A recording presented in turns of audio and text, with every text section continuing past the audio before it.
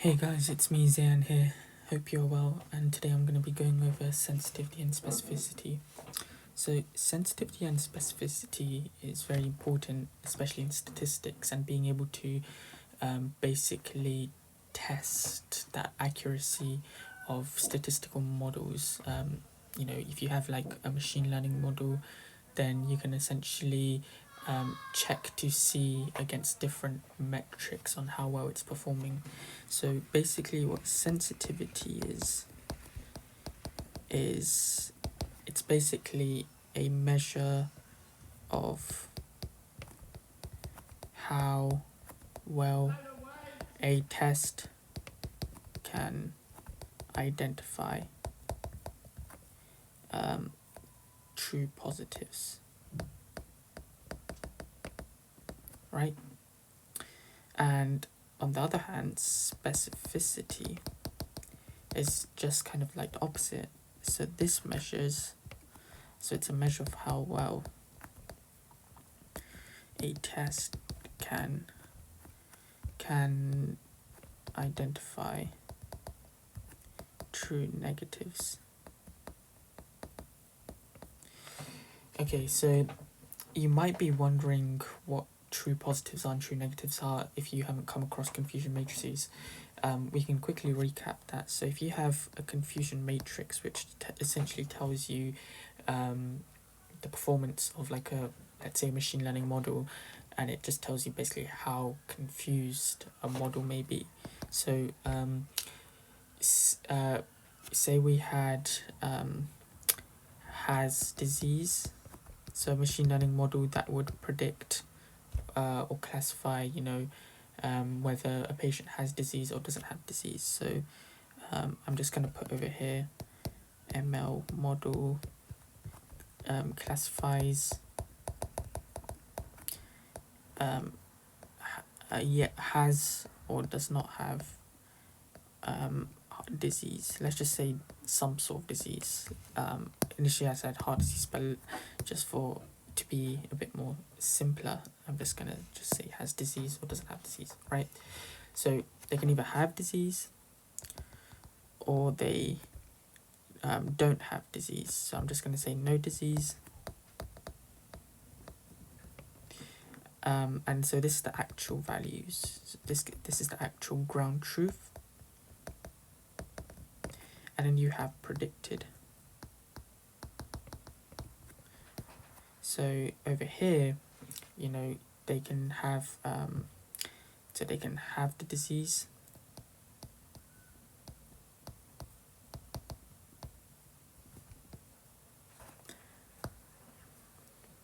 or they might not have the disease, right? So no disease. Well, they just don't have the disease according to the machine learning model. So these are our labels. So on the left hand side you have predicted. So for the rows you have predicted, and for the columns you have the actual ground truth values. Okay, so if it's has disease and has disease, that means that what that's saying is the machine learning model predicted that a patient has disease, and in actuality they do have the disease. So this is the true positive. Okay, now if we go over here to this one over here, so the machine learning model predicted that the patient has disease. So I'm just going to use my pointer here. The machine learning model predicted that the patient has the disease. Predicted, right? Keyword is predicted that the patient has disease. But in actuality, the ground truth was that they don't have disease. So what would this be? This would be a false positive. The reason why it would be a false positive is because basically the machine learning model is saying that the patient has disease, whereas they actually don't. So yeah, it's incorrectly saying that they have it. If we go down here to where the patient is predicted to not have disease, but they actually have the disease. So predicted to not have the disease. So the machine learning model said, okay, the patient doesn't have the disease, whereas the doctor said that they have the disease. If the doctor was good, then that's just a false negative, right? because the reason why it's a false negative is because the the machine learning model said that they don't have a disease, but in actuality they actually do have the disease. Okay, so that's actually very dangerous.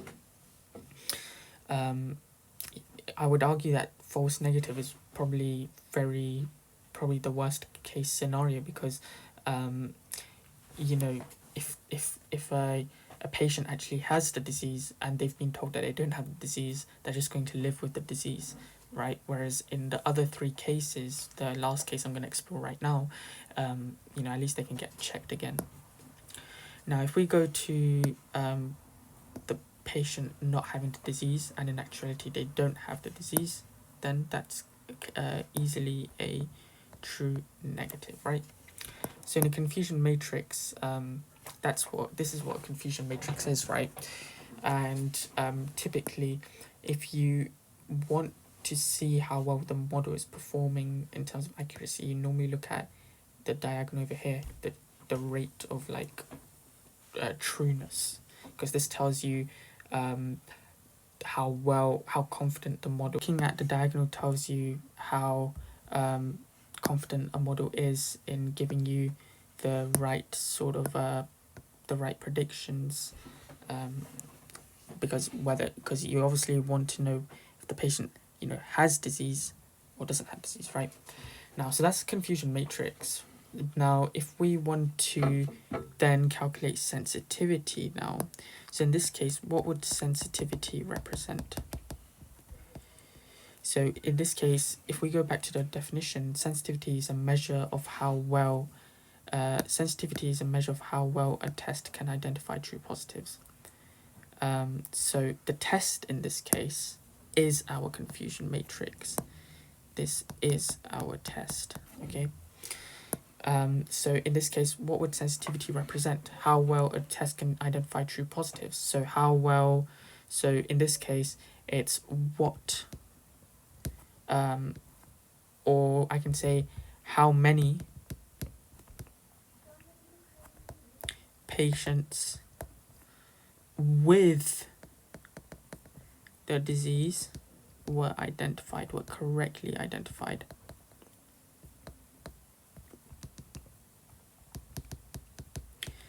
Okay, and specificity on the other hand, what do you guys think? What do you think this represents? Because here, measure of how well a test can identify true negatives. So what do you guys think this represents? So if sensitivity is how many patients with disease were correctly identified, specificity is how many patients without the disease were correctly identified. Okay, I'm just gonna highlight these.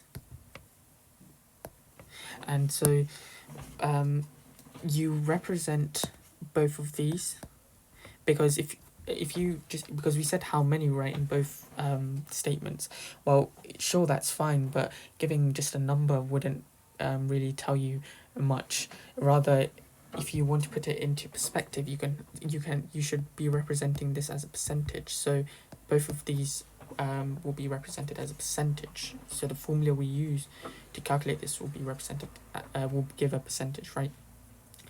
So for sensitivity, if we want to calculate this now, so what I'm going to do, I'm just going to copy this this matrix over here and fill it with values now. Okay. So so what I'm going to do, I'm just going to remove this, remove this, remove this, remove this. Let's say 139, 139, 30, 32, 20, and 12. 112, sorry. Okay, so if we use these values now, I'm just going to put here, just for your guys's reference, I'm going to put true positive, false positive, false negative, and true negative. Okay, so that's our values. So now if we want to calculate sensitivity, the formula for this is true positives divided by the number of true positives plus the number of false negatives.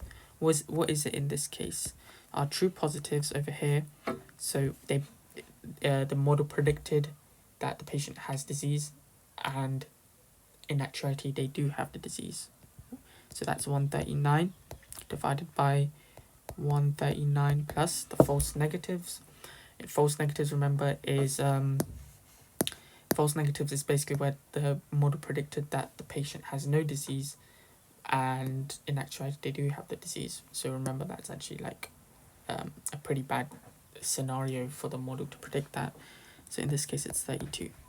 So what is that as a so I'm just going to skip the math on this, and if you just calculate it, it's going to give you 0.81, so that's 81%. Okay, 81%. What that's saying is 81% of patients were correctly identified to have the heart disease. So in other words, 81% of patients with heart disease, or sorry, I just keep saying with heart disease, with disease were correctly identified. On the other hand, for specificity, we want to know, it's a measure of how well a test can identify true negatives. So in this case, without disease were correctly identified, right? If you look up here, how many patients without disease were correctly identified? So that's going to be the true negative right now divided by the true negative plus the false positives. Okay, so our true negatives in this case is 112 divided by 112 plus the false positives, which is 20. Gonna skip the calculation on that, but that gives you 84%.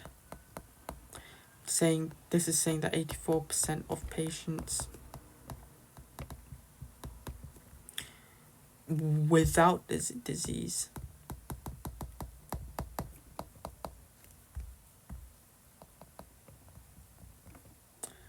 were correctly identified. See how it's useful to know the percentage of people who were correctly identified by the machine learning model to have the disease compared to percentage of people without the disease, and how correct this was, what was the ratio of patients that were correctly identified to not have the disease. Okay. I'm just going to go into the details of why we use false positive for the specificity and false negative for the sensitivity in the calculation. Starting with sensitivity, the reason why we use false negatives coupled with the true positives is because the false negatives, remember, tells us basically how many patients were predicted to not have the disease but actually had the disease. And the reason why we use false negatives is because it basically gives us the ratio of overall those with the disease, so true positives. So if you look over here, to make it more clearer, you can see over here in both cases they have the disease, right, in actuality. So simply that's why you add it up. Okay, that's why you include false negatives, because this is also compared against the has disease, okay, the ground truth. Whereas on the other hand, for specificity, true negatives, but you couple that with the false positives, because in both cases they are looking for the no disease, right? And that's why. Okay. So hopefully that part makes sense. And I should also mention that if you had different models, so if you had like a logistic regression model, and then you also had like a random forest model,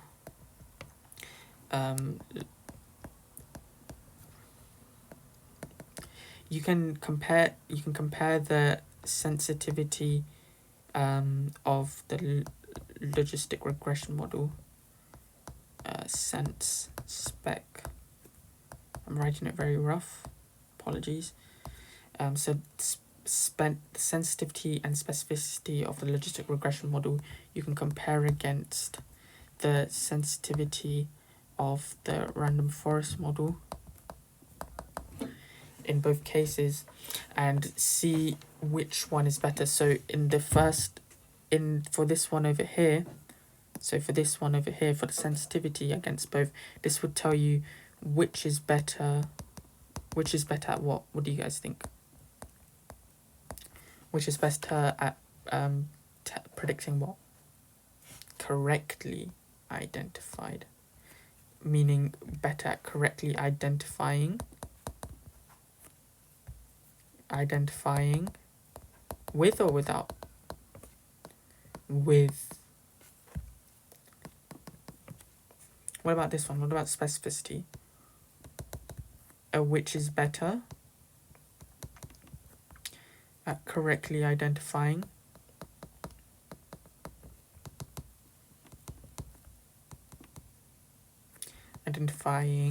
with or without?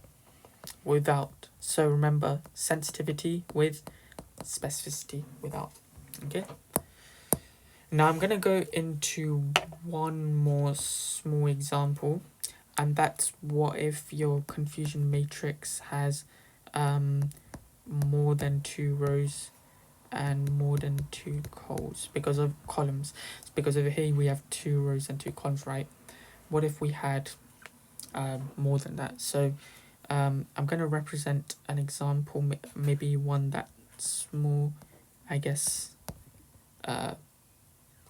less medical based for those who aren't in the field of medicine. I'm personally a very big fan of the NBA, NFL, FIFA. Okay. Right. Okay, so if I just move this down very quickly.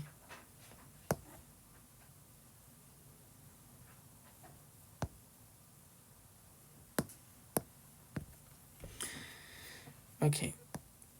So this is your actual and this is your predicted. Okay. So NBA is basketball, NFL is NFL is American football, and FIFA is football. Just for the sake of less confusion, I'm going to change this to NHL because I think I had NHL over here on the left as well. So I'm just going to change that to NHL. So sorry, NBA is basketball, NHL is ice hockey, and FIFA is football, right? Or soccer. The associations for each. So if I fill in some values, by the way, I'm getting these values from Josh Starmer's video, because his videos I find are really good, and I like just watching his videos, data science videos, and then just basically you doing these videos myself so I can understand if I've actually understood. So I'm just copying these values. So now this is our next confusion matrix. This has 3 rows and 3 columns. Okay. For NBA, let's calculate the sensitivity.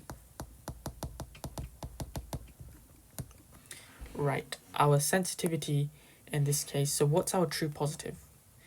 How about this? Just for your guys' sake, I'll put the formulas back on here. Maybe I'll just put the formulas below. So sensitivity is equal to the true positive divided by true positive plus false negative, yes. And then specificity, true negative divided by true negative plus false positive. So for NBA, let's calculate the sensitivity. The sensitivity, remember, for the is telling us, so in this case for NBA, it's telling us what was the percentage of people that loved NBA, and this was correctly identified. So our true positive in this case, what is our true positive? So in this case, our true positive is 12, because look, you have over here you have the predicted to be NBA, people who liked NBA, and actual they also like NBA, so that's 12 plus 12. What's our false negative now? What is our false negative? So our false negative is basically, remember, telling us those who were predicted to basically not like the NBA, but in actuality they did like the NBA.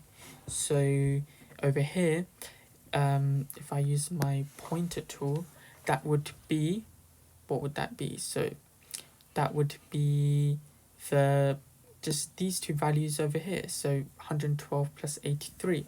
And the reason for that is because in both cases, just think about it. So if they didn't like NBA, that means they must have liked either NHL or FIFA, right?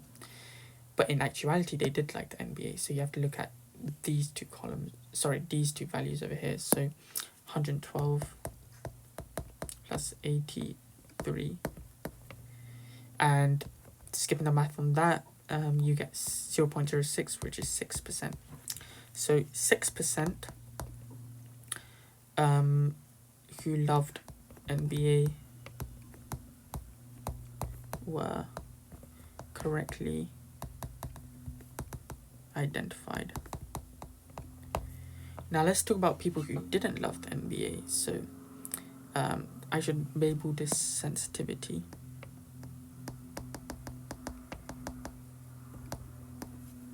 And now specificity. So that refers to people who didn't love the NBA.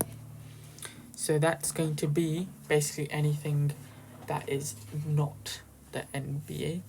So if we look over here in our table, not the NBA, so basically the true values, the true positives on anything else but the NBA. So you have 23, and then 23 plus 77 plus 92 plus 17. So what that is, that's equal to 23 plus 92 plus 77 plus 17 divided by 23 plus 92 plus 77 plus 17. So this is our true negatives. Plus, and then you have your false positives. False positives being those who predicted to like the NBA, but they actually didn't like the NBA, unfortunately.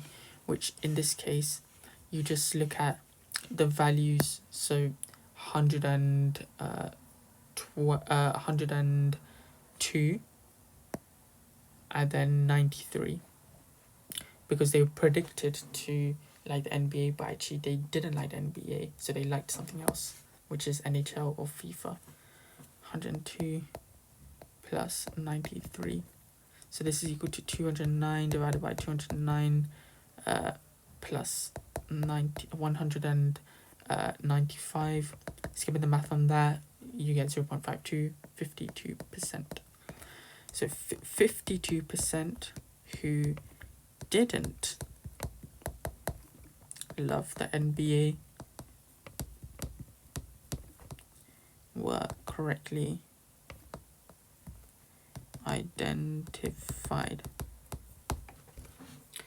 So notice how we've just calculated, just from this confusion matrix alone, those who love the NBA and were correctly identified, and those who didn't love the NBA and were correctly identified.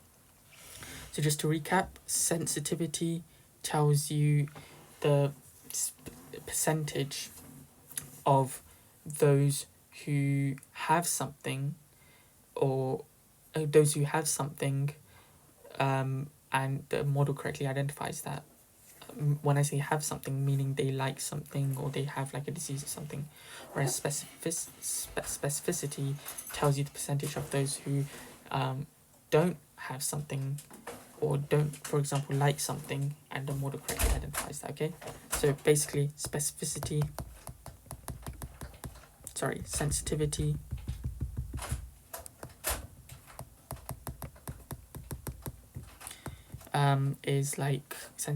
is like liking something or having something, and this is tells you the percentage. Specificity, don't like something or don't have something, and this tells you the percentage. That's basically it. So I hope you guys found this video useful. I'll be creating more videos to come. But yeah, thank you and see you later.